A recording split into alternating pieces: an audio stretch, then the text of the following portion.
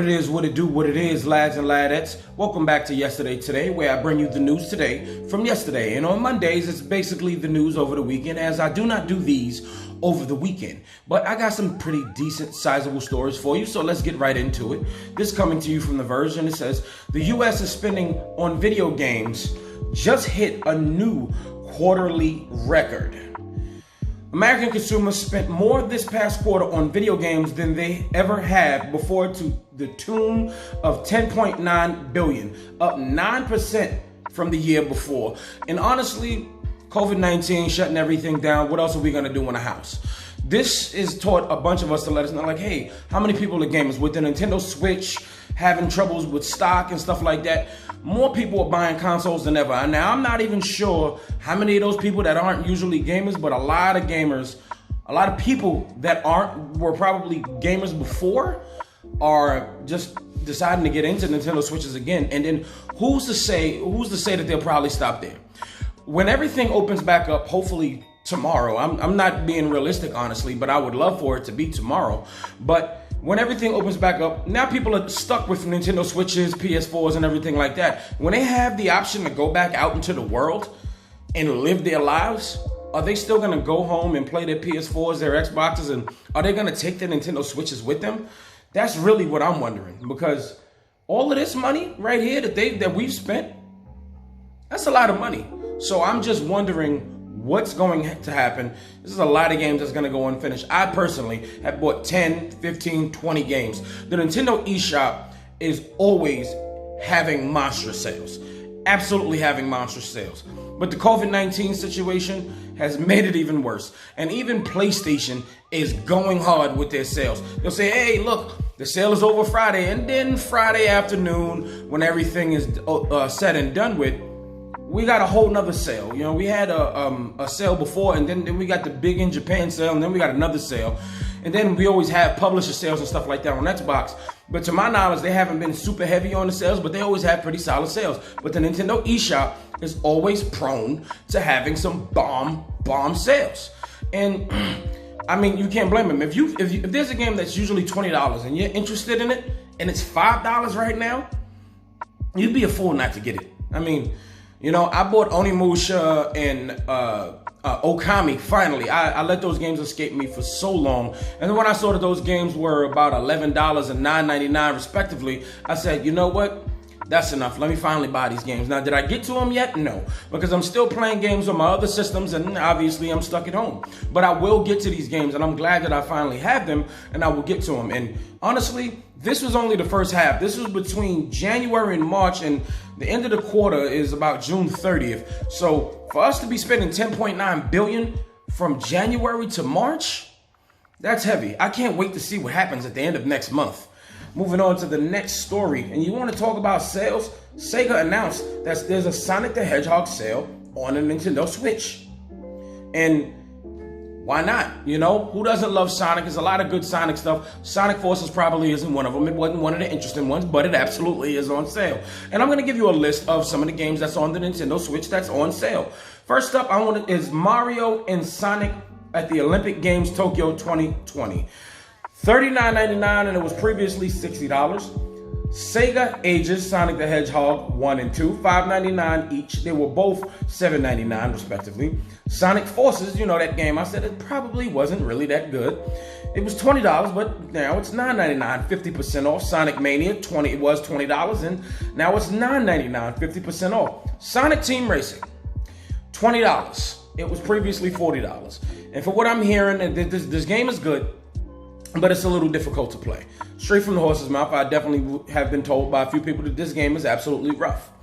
Now, there's also a 3DS sale. And yes, they're still having 3DS sales because people are still buying 3DSs in America and in Japan, because some people don't want to spend $200 to $300 for a Nintendo Switch. So some people are still buying 2DSs and, you know, things in the 3DS family. But if you are a viewer and you yourself or you have children, here's some sales on a Nintendo 3DS.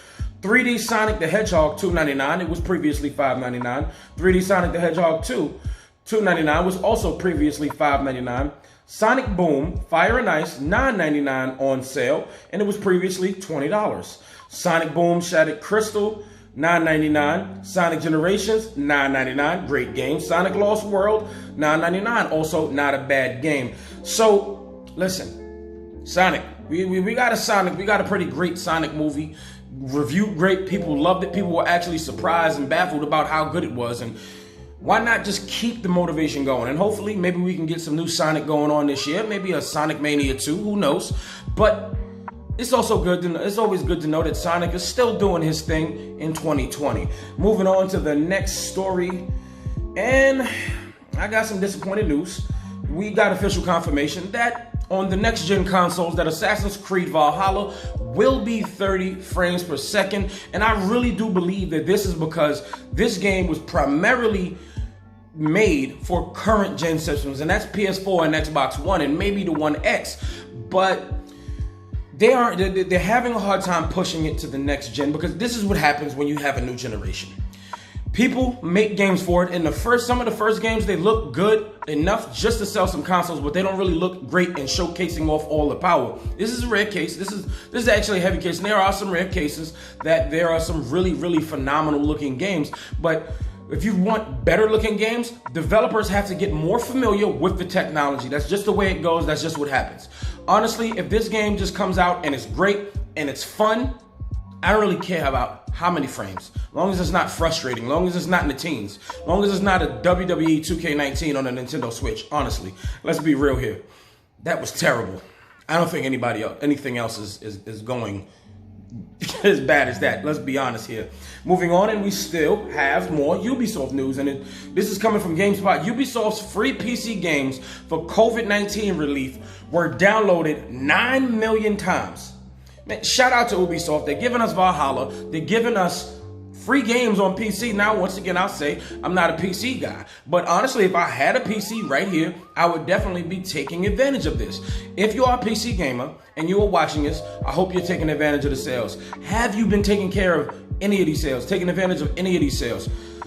Why not? You know, you can't go wrong. You go, oh, this game was a waste of time, but it was free. Moving on to the next story, in Epic Games, good guy Epic. So now they're starting to give partial refunds on certain games. Now, if you ever bought a game on sale, you know, right now would be a perfect time. Not even on sale. Say if you bought Final Fantasy VII Remake when it came out, $60, right? And depending on where you are, the taxes could be between $2 to maybe $5 more or whatever. Say you bought it today, and then next week it's on sale. Well, if that happened on the Epic Game Store, people are now getting refunded for partial refunds, and that's kind of dope. I just wish that would happen on consoles. Everybody's not going to get it, but I think this is a good step on Epic. Good step in Epic, and let's continue to keep the news going on. This is from PC Games, and Epic, they gave away a lot of games. $2,000 worth of games to be exact. This is coming from PC Games. When the Epic Game Stores launched in December 2018, it had a tough proposition ahead of it. How do you attract players who already have established their games libraries with another storefront? The answer Epic came up with was to give players a new library. The store has had new free games available to keep roughly every 2 weeks since launch. And if you've been collecting all of them, you now have more than $2,000 worth of games in your Epic library. Epic out here killing it.